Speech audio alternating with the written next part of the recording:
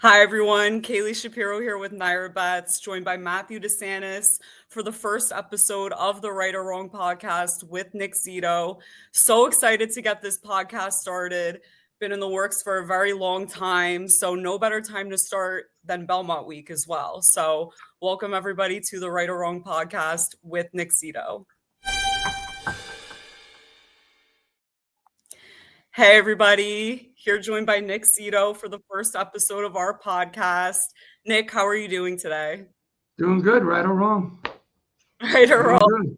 So obviously not a better week that we could have started this with you than the Belmont Stakes week. When you think of iconic Belmont Stakes, certainly the 2004 Belmont Stakes is one of the first ones that comes to mind for me.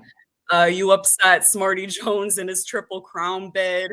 Pretty historic. It's been a very relevant topic this year as well.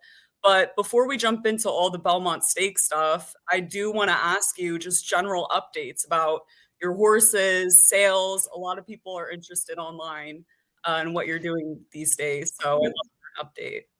Well, we're very excited. Thank you for asking. I've had some loyal support over the years from Marsarosa, Miss Nina Moss, which is great. We got a couple of nice horses for her this spring, this summer.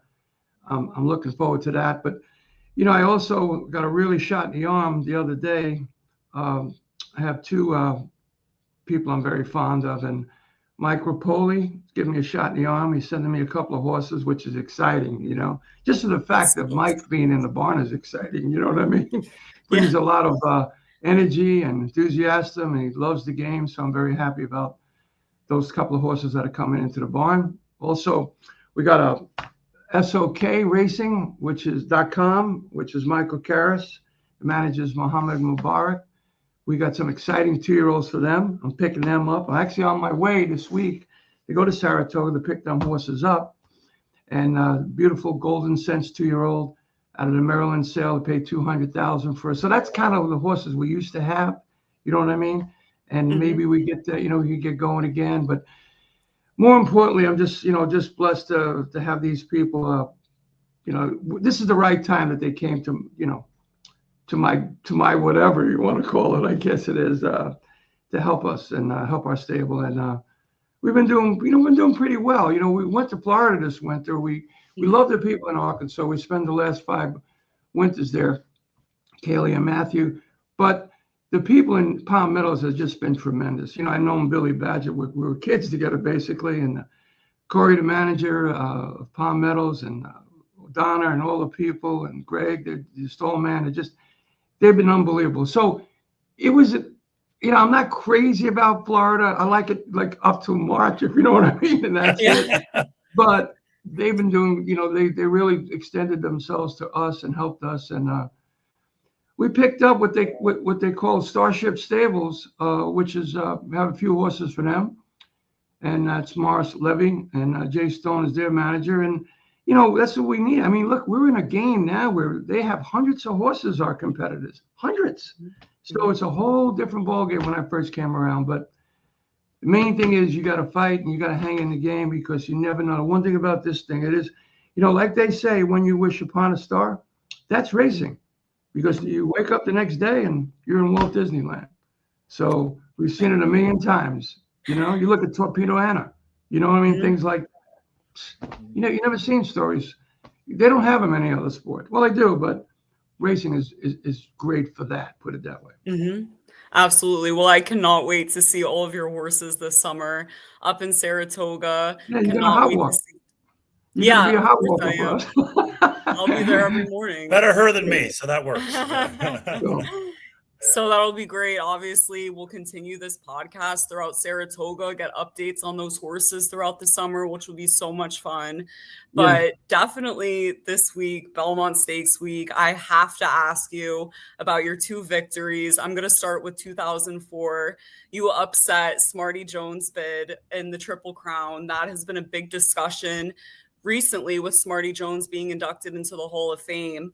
So definitely rewatching that. I mean, I was rewatching again this morning, and it kind of reminded me of watching journalism go and catch Gosker. You almost thought, is he going to go by? How is this horse going to go by? Smarty Jones obviously had a huge advantage that day. Could you just go through your emotions watching that race when it happened? Absolutely. Well, and thank you for that. I think the one thing that happened, Stuart Elliott gets a bad rap, I think, because they always blame him. Oh, he shouldn't have moved, and Jerry Bailey, made him move early and this, that. Smarty Jones had 4 lengths coming for home, 4 lengths in front. And the thing about it is, it's the Belmont Stakes, Big Sandy, as they call it, and it's a mile and a half. If you look, the pedigree just wore him down. The Mary Lou Whitney, the Whitney blood, wore him down that last 1/8 of a mile. That kid didn't do anything wrong. He's 4 lengths in front. I mean, ask any trainer in America today, let me have a horse that I race 4 lengths in front coming for home. He'd say, I'll take it every time, right?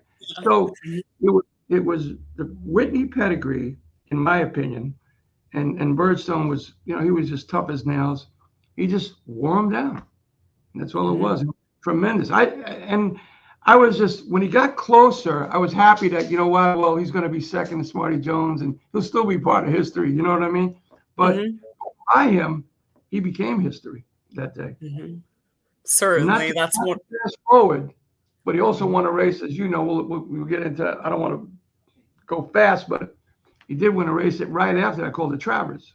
So he proved he was a legitimate 3-year-old. Definitely. You also had another 3-year-old in that race, Royal Assault, who finished 3rd that day. That's right. So something I'm always curious about as a handicapper, obviously you can try to read in between the lines when trainers have 2 different horses in the same race and maybe what their tactics could be going in, but you never really know for sure. And something that really interests me is how trainers decide what they're going to do with different horses going into a race, any race, but especially a Triple Crown race, multiple owners, or, even if it's the same owner. I've always wondered what that discussion looks like with owners and how you come up with strategies going into a race like that with multiple. Well, I think with the Belmont, it's a mile and a half. So you have to look at the pedigree, first of all. And if the horse has the pedigree to warrant a mile and a half, that kind of makes it easy for your decision. And the other thing is, the great George Steinbrenner, I hope people don't mind. I love talking, if you know what I mean. Like they say with a gift, we could talk all day. That's what we're here for. The great George Steinbrenner, in 2005, I ran 5 horses in a Kentucky Derby. And maybe a couple of them, they made the cut. But George said, look, because I had Bellany Road for him. And his Wood Memorial, as you know, we marked the 100th year of the Great Wood Memorial. It's still a great race, whether people like it or not. It's one of the great races. And he said to me, no. And Mrs. Weber had a horse in the race. Len Riggio, chairman of Barnes & Noble, may he rest in peace. He had a horse in the race. Bob LaPenta, who's got journalism, who I'm rooting for, had a horse in the race. And, he told me, let them run their horse. Because Bellany Road was superior, I thought, to them. But he said, no. He said, let them run their horse in that race. So when you see Todd, Chad, Steve Asmussen, whoever I'm leaving out, Bob Baffert, whoever I'm leaving out, Brad Cox, it's the owner's horse. So this game many, many moons ago was my horse could beat yours. I know today with business, it's a lot different. And I mean, if you got 2 horses in a race, what comes to mind right now is fierceness and mind frame. You know what I mean? I'm kind of glad they're splitting them apart because they're wonderful horses, And I don't want to see Mike and Vinny. That's ridiculous. You know what I mean? And Todd knows that, of course, he's a master planner. But it's the owner's property. It's their horse. Some people want to run the horse. And George told me that. And that's George Steinbrenner. You would think the opposite. No, I just want my horse in there. That's how people didn't know about George Steinbrenner. I love George Steinbrenner. I was fortunate when he passed away, ESPN had 20 of us on there that were kind of close to George, and we were one of the 20. We made the cut. So Reese Davis interviewed us, and I was proud of that day. Well, that's very interesting insight. Definitely always interests me when I'm looking at, we're both handicappers and figuring out Baffert's strategy when he has multiple going in, which one's going to get the lead. And then the race kind of, the rest of it, you can tell when you come up with that conclusion, but It's definitely really. You're right. It's an interesting concept because you brought out something that's the human interest in racing. People don't understand, but they own the horse. They're entitled to run them, and it's in the same barn. I wish it wasn't sometimes because it looks, how do these guys have? Look at Chad. Sometimes in Saratoga, it's mind-boggling. I mean, there's 6 horses in a race. You got 5. Hello, but that's the talent he has. He's a talented trainer, and the people give him the horses, and that's the way it is right now. Yeah, absolutely. Just to get back to Birdstone quickly, I mean, I'm interested in that horse's development. In particular, you ran him in the Kentucky Derby. He finished 8th, and then you ended up skipping the Preakness. And then you sent him to the Belmont and the Travers, in which he won both. So clearly skipping the Preakness paid off for Birdstone in particular. I'd love to go through just, your decision making, why you did. Do you think that it gave him maybe an edge over Smarty Jones, a bit fresher coming into the race? Sometimes, Kaylie, the folks out there, fans and gamblers, they don't understand. He lost a shoe in the race in the Kentucky Derby. So that was part of it. Let's make sure he's 100% for the Belmont. You see what I mean? And I didn't want to run him right back to, it was an off track, the Derby that day. He lost the shoe. So we brought him to Baltimore anyway. I brought him to Baltimore, and then I went on to the Belmonts. But sometimes that's what makes decisions, not just the fact of, well, I want to give him more time. Sometimes it's the animal itself. You may have a little bit of a hiccup, and more time is better. And then again in 2008, obviously your next Belmont Stakes victory with Da'Tara, you upset Big Brown, odds of 39-1. He took them gate to wire that day. You did have this horse in the Barbaro Stakes prior. Did you decide to enter the horse in the Belmont based on anything you might have seen in the Barbaro Stakes, in which it looks like you used as a bit of a prep for the Belmont, or did you make the decision when you saw the field for the Belmont?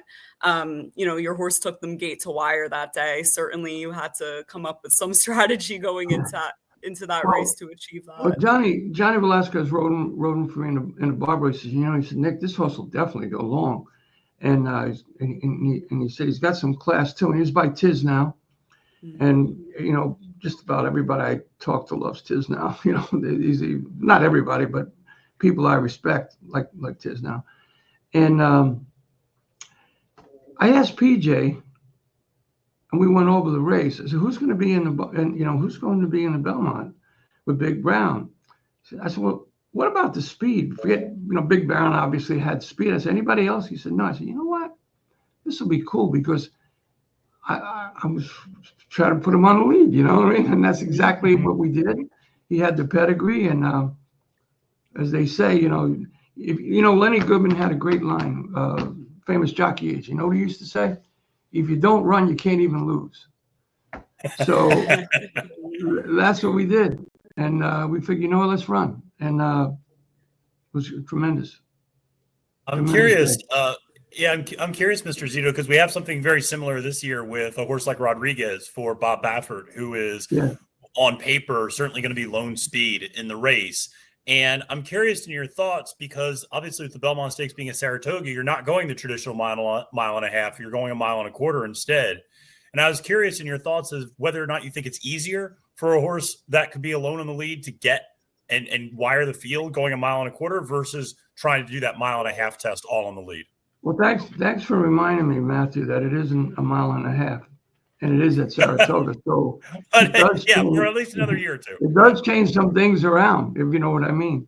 Yeah. But I think it's going to be a very, very exciting race. And look, Baffert needs no introduction. My God, when he makes the lead sometimes, hold your breath, because they're not coming back most of the time. But with journalists journalism and sovereignty and horses like that. And there's so many other. And listen, Baez is no slouch. Obviously, this should be a really good. If everybody comes up to the race the right way, I'm excited about the race. I like. There's something about journalism. I like the horse. I like the trainer. I like the horse. In other words, I think like, I told Mad Dog, I go on the show a lot, Mad Dog Radio, Chris Russo. We've been friends a long, long time. And I told him for the Preakness, it was his race to lose. I actually feel the Belmont will be his race to lose too. I think he's the best 3-year-old. And not that, Sovereignty is a Derby winner and Baezer. And as you pointed out, let Mr. Baffert get along, speed there. He might just keep going. But it's an interesting race, and then I love the fact that Rapoli threw a horse in Todd. I like that because, these are horses that sometimes, believe it or not, make the race even better. Say, what do you mean? He's in there. He could get in the way of journalism. He could get in the way of sovereignty. He could get in the way of Baez. He could get.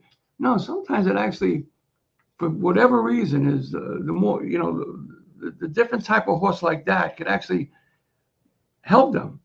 They see him. They afraid he's going to stop, or you never know. And the fact is that, look, he's in the race. I give Mike credit, and not because I'm a fan of Mike. Everybody knows that by now. But me too. Funny thing, when he first started out in the business, I bought a horse for Bob LaPenta called Stay Thirsty. Think about that. Yeah. And Mike, I raised my hand to $500,000 that time for Bob. And I said, I don't want to sell this horse because I had his brother, a dramatist hero, who ran second in the Belmont. Mm-hmm. And Mike bought that horse. And that's the horse that he and Todd Pletcher started this incredible journey.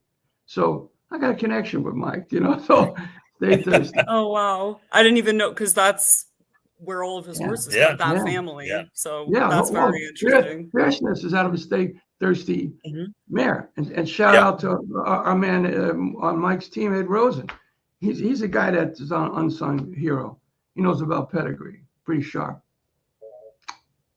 Very cool.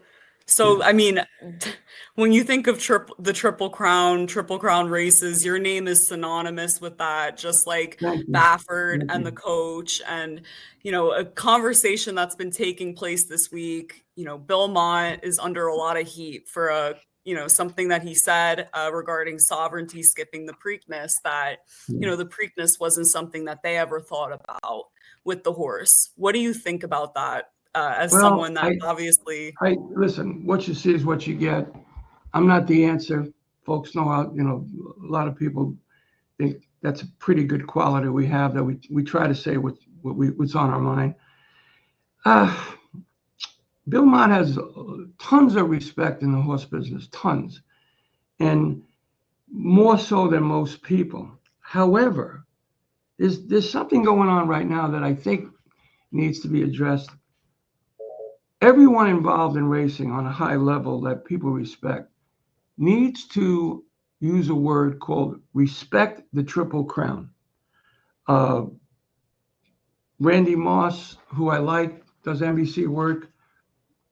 I don't know. He had said something about the Triple Crown, and he had asked Chris a question. Chris had asked him a question. Hey, Randy, do you think if Journalist wins the Preakness, he'll run back in Belmont? And Randy said, I don't know, 3 races in 5 weeks. And I went, oh, come on, man. Because if he wins the Preakness, which he did, I'm glad I looked smart that day. A lot of times you don't look smart. And we said, wait a minute, if he wins the Preakness, he goes into the Belmont. If he wins the Belmont, he's 2 out of 3 on a second. And he gets to run against sovereignty. So before we even talk about all this insanity, 5 weeks, 10 weeks, 100 weeks, the Triple Crown needs more respect. It's losing. You can't have, first of all, the Preakness, I believe, was 1870. I think it was 1870. And it's part of the word Triple Crown. In baseball, I think Aaron Judge, they're all talking about, hey, guess what? He's a home run champ. He's a batting champ, and he's RBI champ. He can win the Triple Crown. You know what I'm saying is that's a sacred thing, the Triple Crown. So, yeah, Bill's going to take heat for that. I mean, maybe he didn't, what he meant was that wasn't, he didn't, he wanted to give the horse more time. Look, only Bill Mott knows why he didn't run the horse in the Preakness. I don't think anybody else knows but him. And, he has, a great record, incredible, record. I mean, if you look at his, it's one of the best in racing history. But we got to pull up here. The Triple Crown is the Triple Crown. And if they change it, they also got to think about the ramifications, if you know what I mean. You give it a month, after the Derby, and you give it a month, who knows? You got so much sports going on with the NBA championships, et cetera, et cetera. I even made somebody laugh the other day. I said, yeah, they even got Caitlin Clark. ABC put her on. You know what I mean? And why would you want to, like, maybe it's better, somehow, some way, trainers get to run their horses more. And the other thing, I would ask Wayne Lucas, as you call him, the coach. Everybody, I only know him as Wayne. I've known him a long, long time.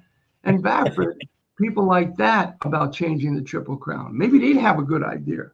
You know what I mean? As opposed as, 1 month, this month, that month, whatever. First of all, let's pull up. It's the Triple Crown, right? It's the Triple Crown. It's a great thing in racing. It's very, very hard. Very, very hard to win the 3 races back to back. But what happens when one does win the Derby and one wins the Preakness? Look at all the excitement they got. And maybe with the new Belmont, you could have that again. But I for one, what you see is what you get. I for one, Kaylie, Matthew, please take a deep breath, respect the Triple Crown. And before you go into anything, just remember what the Triple Crown stands for. It's a great thing in sport. It's one of the hardest things in the world. What are we going to do? So let's say AJ Foyt's grandson or Mario Andretti's sons or whatever it is. You know what? I'm going to skip the Indy 500. I'm going to run in this race. I'm going to run in this race. No, they're going to run in the Indy. They're going to race in the Indy because it's the Indy 500. You know what I'm saying? So let's take a deep breath. The Preakness, regardless of where it's run, you know what I mean? They're changing it, they're knocking it down, they're building it up, they're doing whatever they're doing. They're going to have it at Laurel, they're going to have it here. Who cares where they have it? It's still called the Preakness. It's got a brand. You can't lose it. You know what I mean? And I think people just need to take a deep breath and say, yes, there's this discussion going on, but my God, the poor, like they say, the poor Preakness, you know what I mean, et cetera, et cetera. But more importantly, the Triple Crown is still the Triple Crown. And regardless of why trainers don't run in all 3 races, sure there's excuses and sure they know better than most people. But take a deep breath and that's what, look, I'll give you an example, okay? What do you know? You know the Kentucky Derby, you know the Preakness, and the great Belmont Stakes. Do you know all the Breeders' Cup races? No. You ask the average fan even. Well, I got the Breeders' Cup Classic. Maybe. He might know that.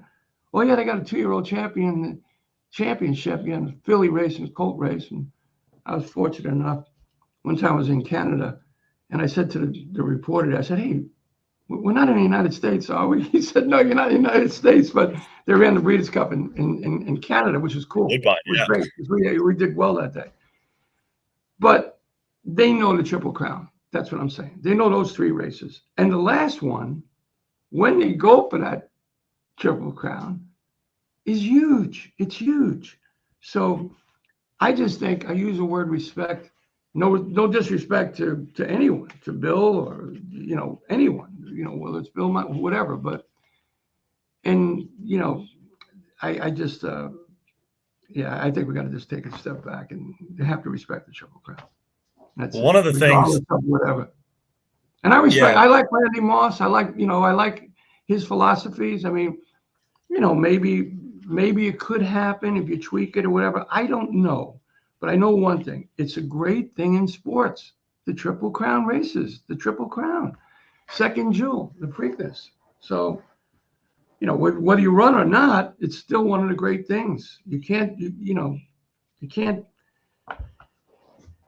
say enough good things about it. The Triple Crown itself, all 3 races. I mean, do I love the Belmont? You know, I was second 7 times in the Belmont, so I do like the Belmont Stakes. but I do like. We did a good part of history, but it's great. It's great. I don't blame NYRA. You know, when they say, you know, NYRA, when they say, well, why should we move it? You know, that's why this is not an easy decision for anyone.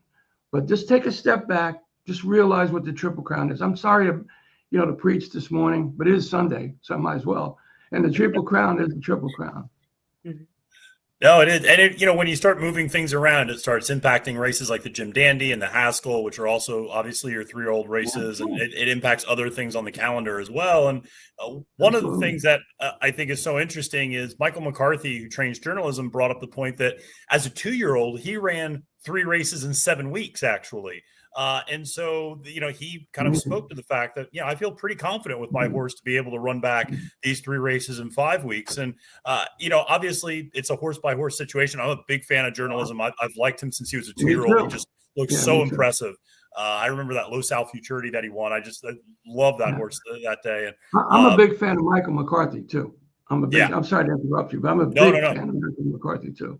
I think he's intelligent, extremely intelligent. Paid his dues. I love that. I remember when he had Super Saver with Todd and they beat me with Icebox and Bob LaPenta. Oh my God. And Mike was, we're joking after the race, if you could believe it. And I said, I guess I might as well not go to the Preakness. And I had Jackson Bend then. I should have brought Icebox that day too, but Michael McCarthy's been around. People don't know. He's a top trainer. Top. Good. And all you have to do is look at Matthew. Yeah, no, all you have to do is look at journalism. I mean, he's looked so good in every single step of the way. Right after the Kentucky Derby, when he shipped to Pimlico, he looked great on the track already. He's looked great up at Saratoga already. I mean, for somebody to have those horses in that good of a condition, I'm curious from your perspective, and from your experience, what does it take to make sure that when you run a horse in these 3 races in 5 weeks, or just, 2 races in 3 weeks, whatever the case might be, if you go to the Preakness in Belmont, from a trainer's perspective, what's the sort of preparation that goes into it? And how do you keep your horse fresh and happy and healthy and maybe even putting on a little bit of weight in between those races? Well, for mom and pop out there, try to explain, I love to, like I tell everyone, racing, sometimes you're better off just trying to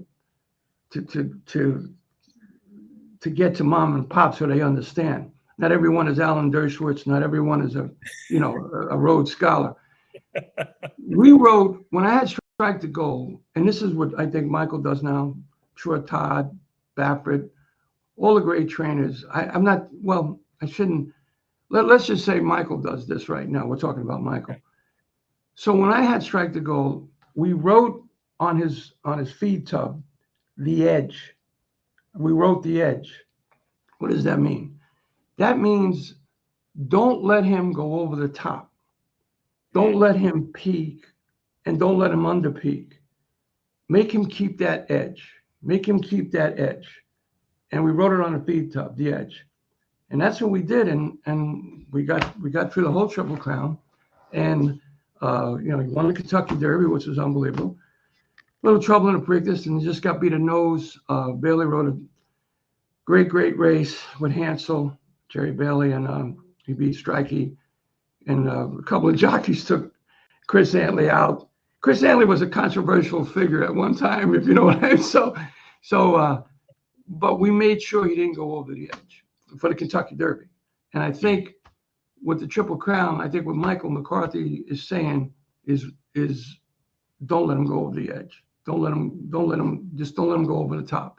So that's what they have to watch. And he's very good at it. So I wish him the best. I'm rooting for that horse. I became a fan of the horse. I like them all. I mean, let me tell you, any trainer in the world would say, hey, where do I sign for any one of those horses? You know what I mean? But absolutely, we'll see what happens. But he would be your pick. I just hope everybody gets into the race, top condition, and it's a fair race, and we'll see what happens. Because I honestly think they're all nice 3-year-olds. It's really good For field. sure. I think, this happens to be a really nice, right, yeah. Am I right, Kaylie? It looks like definitely a a good nice, yeah, you're right. Definitely a nice bunch of 3-year-olds, but I feel like we also have like 2 superstars in the same field in journalism and sovereignty. I know you guys obviously we've been discussing journalism. Sovereignty obviously hasn't had as many starts under his belt, but clearly, the notes have been based on his work since the Derby that he looks even bigger and stronger than he did going into the Derby. So hopefully maybe this horse is peaking at the right time as well. But the field is really interesting because, you brought up Crudo, the Todd Pletcher horse that's under consideration. Uncaged. That's under consideration for the Belmont, but Rodriguez really does look like, lone speed in the field.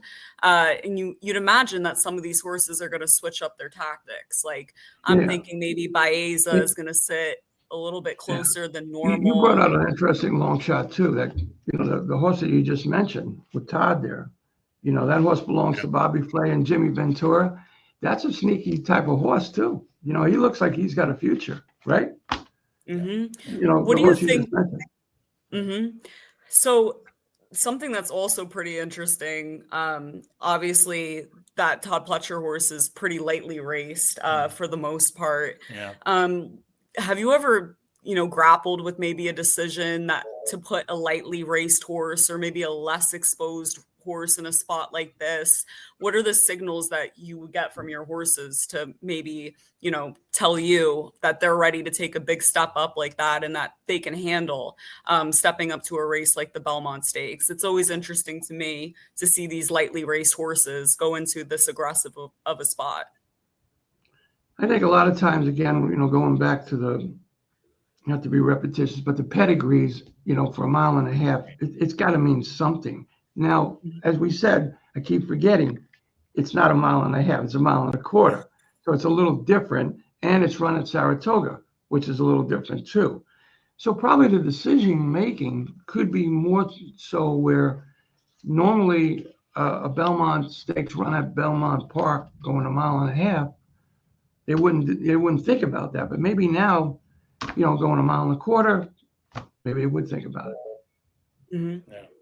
It's going to be interesting, and I'm curious. It's still going to be a relatively short field, 6-7 horses potentially. And I'm curious in your experience, and when you give jockeys instructions in these shorter fields where you have really 2 standout horses like Sovereignty and Journalism, how much of it does it turn into a jockey's race in terms of somebody like Junior Alvarado on Sovereignty, just kind of keeping Umberto Rispoli and Journalism in his sights the whole time? And how much are you racing against your primary rival? How much are you racing against the field? How much are you just going out and there running your own race, basically? But I always feel like in short fields, you can sometimes see those tactics kind of change up a little bit. And sometimes you can see, sometimes favorites get into a lot of trouble and just getting boxed in, even though it's a short field. So I'm curious, just from a trainer's perspective, what are some of the instructions that you might give your jockeys in those sorts of situations? Well, first of all, we know Rodriguez will probably be rolling out of there. Yeah. Right? So they better keep an eye on him first, right? And then when they look at other horses, it all according who goes to the spot, who's quick enough to go to the spot. Mm-hmm. What I mean is, let's say there's a spot there, and again, we could talk all day long about history, but in 1991, that's how far back we're going. When Strikey Antley had a chance, he took it. There was a spot opened up down the backside.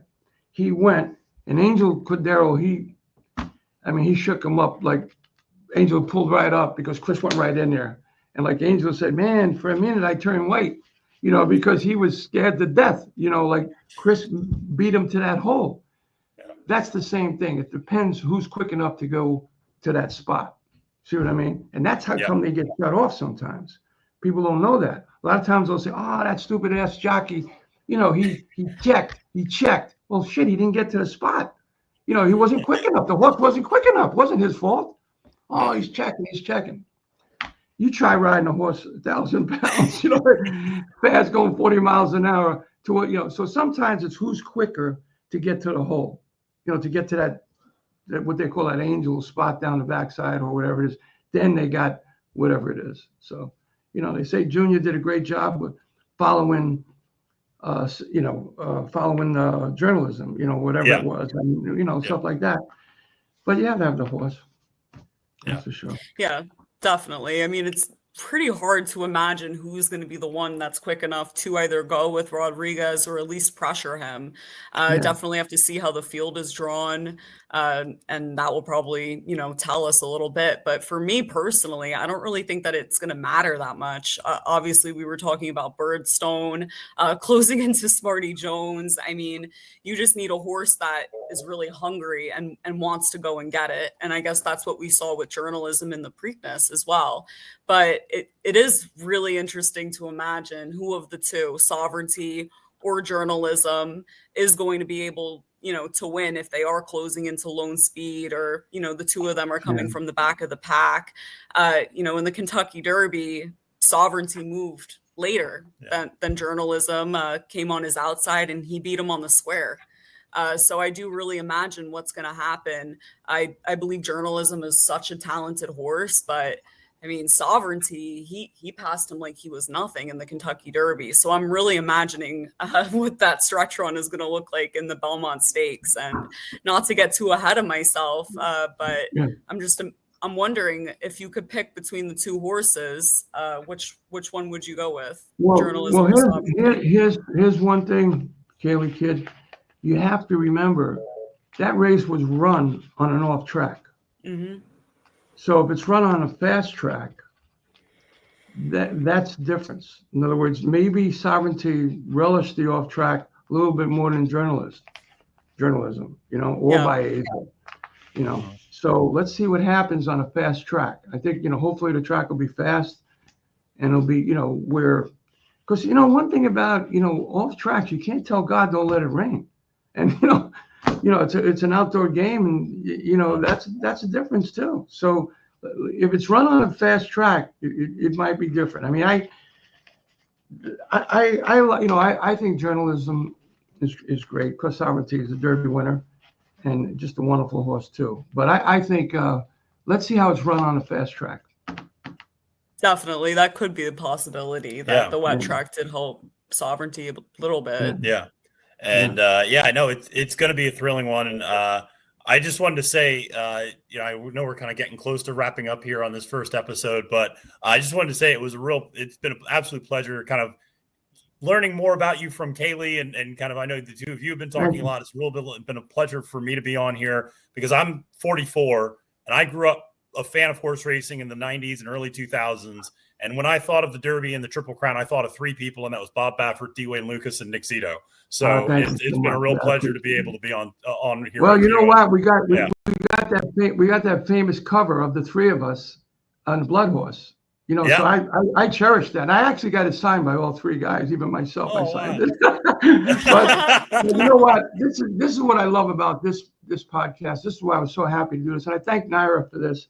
David O'Rourke, Mr. Hofferman, everybody in charge, Keith, whoever I'm leaving out. The reason I thank them for it is this concept. You're 44, she's 24, and guess what?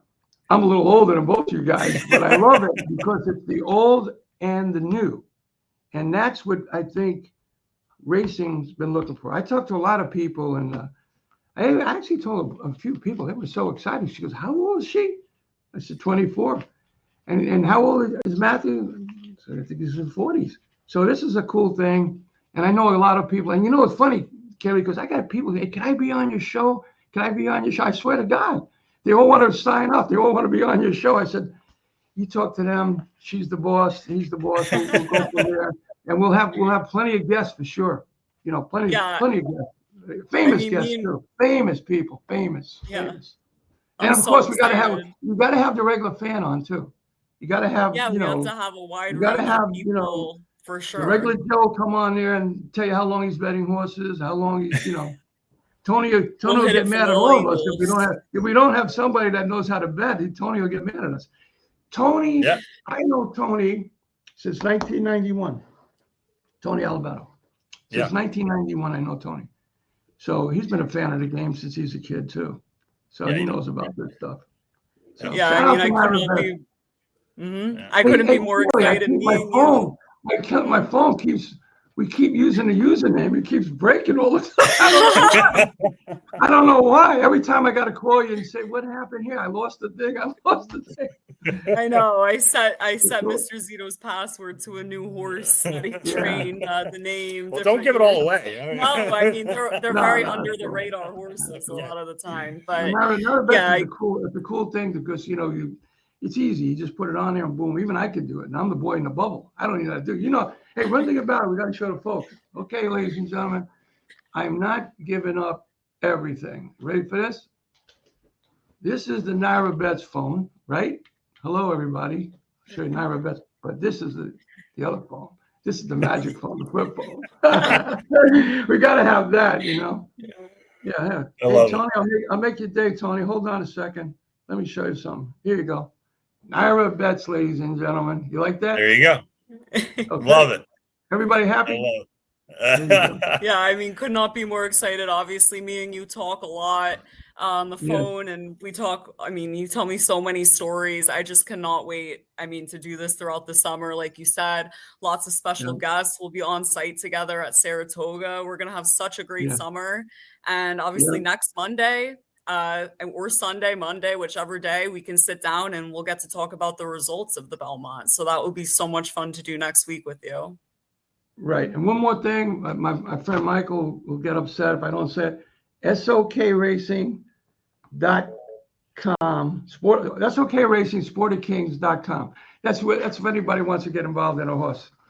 They got some nice horses this year. So look, we'll talk more about it, but I can't thank you enough. Can't thank NYRA people.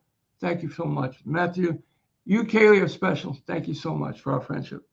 Thank you so much, Mr. Zito. Thank you so much. See you guys next week. Joined again, obviously, by Mr. Zito.